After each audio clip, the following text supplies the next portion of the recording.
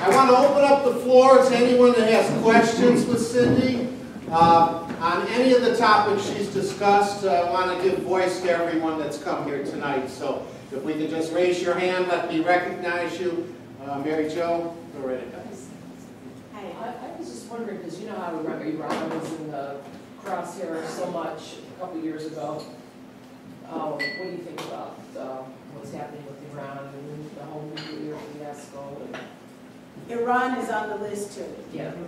And as I see it, I mean, you know, the domino theory was discredited during the 60s.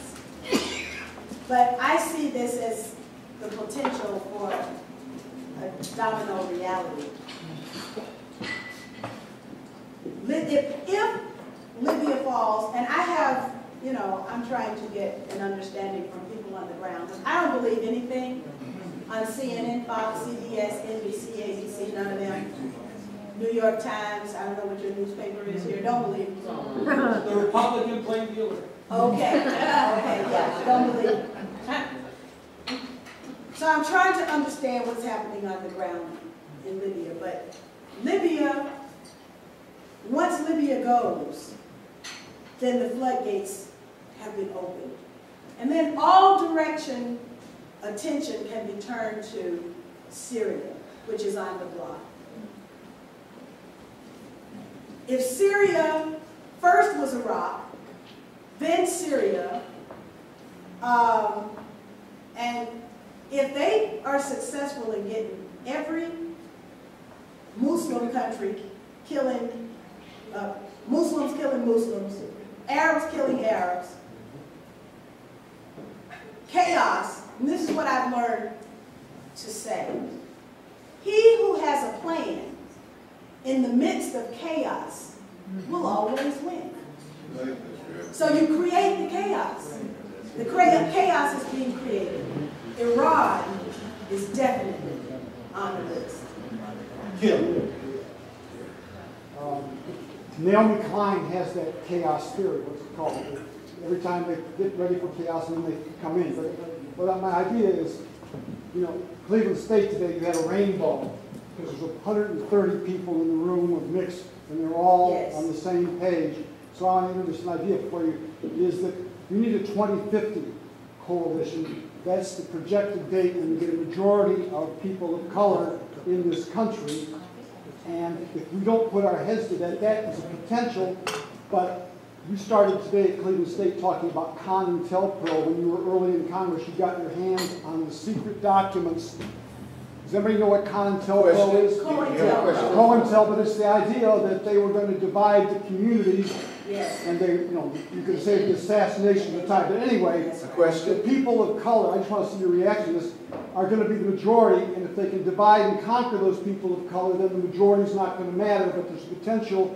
And I consider myself, the question is, I get you. I want to just do a reaction to this, and I want to say the last line is, you know, how are we going to pull this 2050? And I'm a person of color too, and we're up against whatever that other color is, green money or whatever it is in the war machine. How are we going to pull this together? Is that a potential of the majority in 2050 of people of color in this country? Okay, that camera is for ours. It's mine. Okay, great. We are in the room, and there's somebody in this room. I believe they've already played the race card. That's what candidate Obama was about, playing the race card. And they did it because they needed to do that. But it was also a trial run for playing the race card again in preparation for 2050. But they've also played the gender card. And they played the gender card. There was a writer, a professor by the name of Dr. June Terpstra. She wrote a magnificent piece called Beware the Women of the Hegemon. And in that piece, she said that there was a time when you could cast your vote for a woman and you knew that she was going to take care of family issues. She was going to secure the neighborhood. She was going to be a part of the community, and that the community would be well served by a woman in elected office. And then the men figured it out, and they said, well, we'll get a woman. Beware the woman of the hegemon. And so then, of course, you find a woman like Madeleine Albright, or Condoleezza Rice, or Susan Rice, and all of a sudden, being a woman doesn't lend any of that extra confidence that people's needs are going to be served because they're just mere mouthpieces of the hegemon. Well, just as there can be women of the hegemon, there can be black men of the hegemon too. I mean, that's what Colin Powell really is. Yep.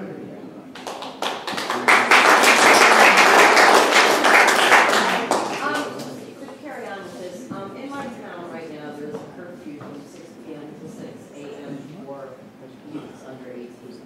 It seems to be that this is happening all over the country and following up flash mobs led by predominantly young people, mostly black, all under the age of 18, coming in and showing up. My concern is, I was recently given some attention on this in my town because I'm horrified that a large percentage of young people cannot move out now, and it seems they're doing this in many towns. Do you see that as a possible? I don't know who's leading these. We've been trying to find out through the gang task force, through all these different groups. Are they politically motivated?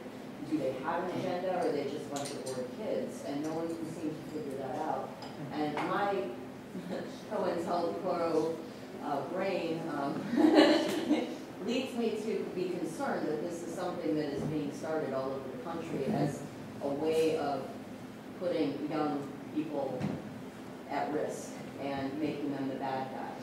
Do you have any knowledge of or any thoughts on that? Because I'm a little bit concerned. I see it happening all over the country.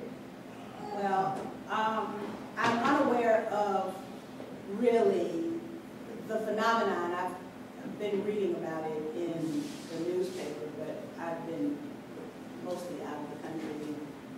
Then during this tour, I don't get a chance to do much more than the tour. And then drop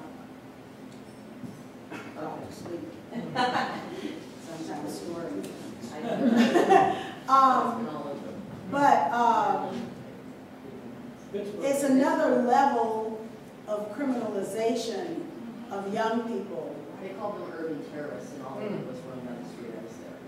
I mean, and that concerns me greatly when they bring tanks onto the street to stop young people from running. Well, they want to bring the tanks onto the streets. That's my point. That's what. And there were several precedents that were set after Hurricane Katrina that we ought to be concerned about.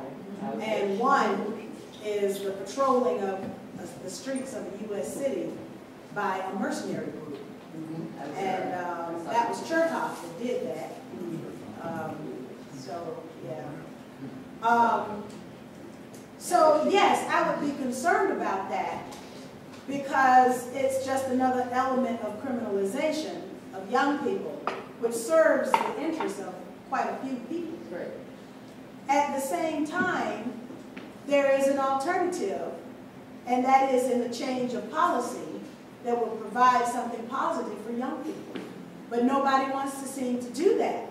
We have that in our town. I mean, we have quickly mobilized to create alternatives for young people, but the young people of Cleveland Heights are not necessarily the same kids that are showing up and doing this, and this was only 3 or 4 weeks ago already. And you know, there's an aspect to young life, and I'm not the one to talk about it, but it's just kind of like what I'm gleaning. On the one hand,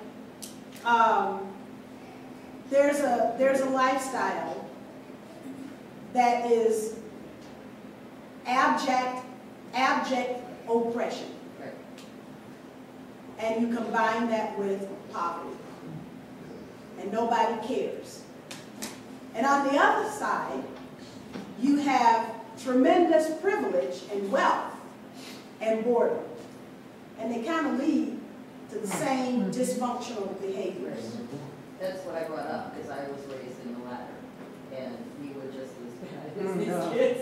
And, you know, I didn't see it as being all that terrorist-like, if you will.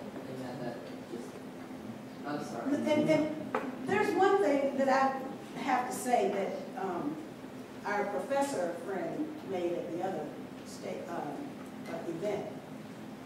But imagine if we had free education like the young people in Libya have. I don't know about Iraq, but and Syria too. Syria's got free education. You go to college in Iraq, men. Yeah.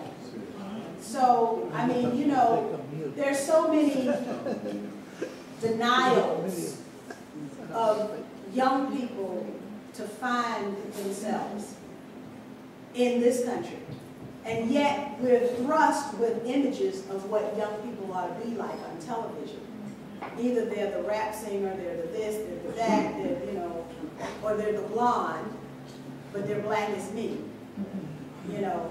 And that has some very negative identity effects, which also leads to dysfunctional behavior.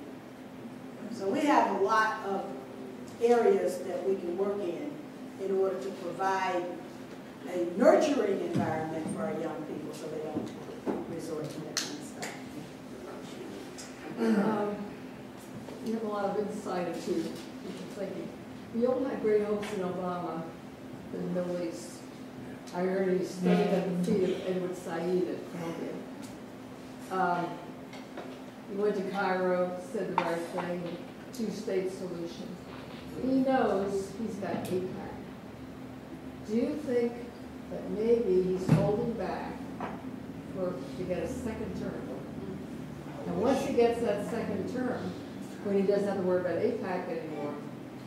You think you ever get out of he AIPAC? might. The whole world's against us. The whole world's against us is what comes from the Middle East. He doesn't have a chance now to push. But could he push if he gets the second term? He could push if he wanted to, but I don't believe he wanted to. That's not a priority of his. And he can say the right things all he wants. But a president is executive. And an executive has the ability to write on a piece of paper and make things happen. He's not doing that. Therefore, he doesn't want to do it. Okay. No money in it. And we have to understand who our president is.